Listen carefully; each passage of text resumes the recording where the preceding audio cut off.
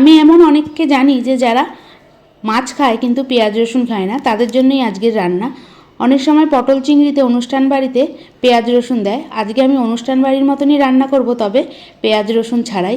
খেতে কিন্তু অনুষ্ঠান বাড়ির মতন খেতে হয়। আর একটা মশলা দিলেই, মশলা ঠিক বলবো না, একটা বাটা দিলেই রান্নার স্বাদ পুরো বদলে যাবে। তার জন্য পটল তো লাগছেই, পটল আগেই সর্ষের তেলে লাল করে ভেজে তুলে নিচ্ছি। ওই তেলের মধ্যেই বড় বড় করে কেটে রাখা আলুগুলো দিয়ে আলুগুলোও লাল করে ভেজে নেব। শুধুমাত্র একটা মশলায় পটল চিংড়ির পুরো স্বাদটাই বদলে যাবে, একদম অনুষ্ঠান বাড়ির মতনই রান্না হবে। তাই বাড়িতে এইভাবে একদিন রান্না করে দেখতে পারেন। আলুগুলো দিয়ে দিলাম, আর আলু ভাজার সময় লবণ কিংবা হলুদ দেবো না। আলুগুলো লাল করে ভাজা হয়ে গেছে, তেল থেকে তুলে নিলাম। আগেই চিংড়ি মাছে লবণ হলুদ মাখিয়ে রেখেছি, আর চিংড়ি মাছের পিঠের কালো শিটটা কিন্তু অবশ্যই ফেলে দিতে হবে, নাহলে চিংড়ি মাছ খেলে অনেক সময় পেটে ব্যথা হয়। চিংড়ি মাছগুলো কয়েক সেকেন্ড মতো ভেজে নেব। চিংড়ি মাছ বেশি ভাজলে শক্ত হয়ে যাবে। আর যেই মশলাটা দেব, আবারও বলছি মশলা, সেই মশলা দিলে কিন্তু চিংড়ি মাছ কখনোই শক্ত হবে না। চিংড়ি মাছ ভাজা হয়ে গেছে, কড়াইয়ে আবারও পরিমাণ অনুযায়ী সর্ষের তেল দিয়ে দিলাম তেজপাতা আর গোটা জিরে ফোড়ন। এবার এর মধ্যে দিয়ে দেবো গ্যাস সিম করে 1 চামচ কাশ্মীরি লঙ্কার গুঁড়ো, 1 চামচ হলুদ গুঁড়ো। চাইলে আপনারা এই সময় গ্যাসের আঁচটা একদম বন্ধও করে দিতে পারেন, কারণ কাশ্মীরি লঙ্কার গুঁড়োর জন্য একটা সুন্দর কালার আসে।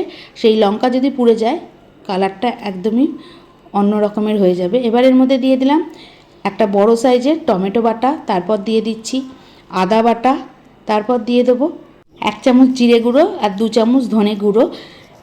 যা মশলা দিচ্ছি সবই ছোট চামচের মাপ করে মশলাগুলো দিচ্ছি। মনে রাখবেন যে জিরে গুঁড়োর পরিমাণটা কম দিতে হবে। এবার দিয়ে দিলাম স্বাদ অনুযায়ী লঙ্কার গুঁড়ো আর লবণ দিয়ে বেশ খানিকক্ষণ মতো কষিয়ে নিচ্ছি। এবার দিয়ে দিলাম স্বাদ অনুযায়ী চিনি।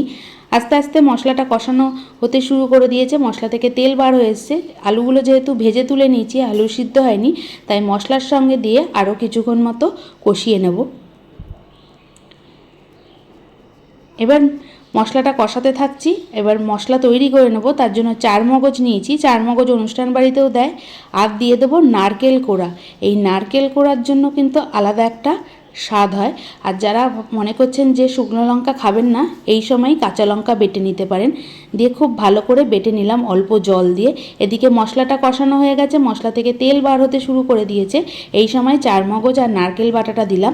নারকেল বাটার জন্য চিংড়ি মাছ একদম নরম হয়ে যায়, আর খেতেও সম্পূর্ণ আলাদা হয়। খুব ভালো করে কষিয়ে নিচ্ছি 4 মগজ আর নারকেল বাটাটা দিয়ে। আস্তে আস্তে মশলা থেকে তেল বার হতে শুরু করে দিয়েছে। এবার এর মধ্যে পরিমাণ অনুযায়ী জল দিয়ে দিলাম। জলটা দিয়ে এবার ঝোলটা খুব ভালো করে ফুটিয়ে নিচ্ছি। ভালো করে ফুটতে শুরু করে দিয়েছে। এখন দিয়ে দেবো ভেজে রাখা পটলগুলো। পটলগুলোও ভেজে রেখেছি, সিদ্ধ হয়নি, তাই ঝোলটা ফোটার সময় আমি পটল দিয়ে দিচ্ছি। এবার গ্যাসের আঁচ সিম করে ঢাকনা দিয়ে ঢেকে 4 থেকে 5 মিনিট মতো রান্না করলাম। আলু পটল সিদ্ধ হয়ে গেছে। এবার এর মধ্যে দিয়ে দেবো ভেজে রাখা চিংড়ি মাছগুলো। চিংড়ি মাছগুলো দিয়ে আরও 2 মিনিট মতো ঝোলের সঙ্গে ফুটিয়ে নিচ্ছি। 2 থেকে 3 মিনিট মতো ফোটানোর পর এর মধ্যে দিয়ে দেবো 1 চামচ ঘি আর গরম মশলার গুঁড়ো। ঘি আর গরম মশলার গুঁড়ো দিয়ে কিছুক্ষণ মতো নাড়াচাড়া করে গ্যাস বন্ধ করে দেবো। তাহলে যারা পেঁয়াজ রসুন খায় না কিন্তু মাছ খায়, তাদের জন্য আজকে পটল চিংড়ি রান্না। কেমন লাগলো অবশ্যই জানাবেন, আর রান্নাটা অবশ্যই একদিন বাড়িতে করে সেটাও আমাকে জানাতে পারেন যে কেমন আপনারা খেলেন। আশা করছি ভালোই খাবেন। দেখা হবে অন্য কোনো নতুন রান্না নিয়ে। ততক্ষণ ভালো থাকুন, সুস্থ থাকুন, দেখতে থাকুন আরও নতুন নতুন অনেক রান্না। আর একবার হলেও, অল্প করে হলেও এইভাবে একদিন পটল চিংড়ি রান্না করুন, দেখবেন এর স্বাদ সত্যিই অন্য রকমের।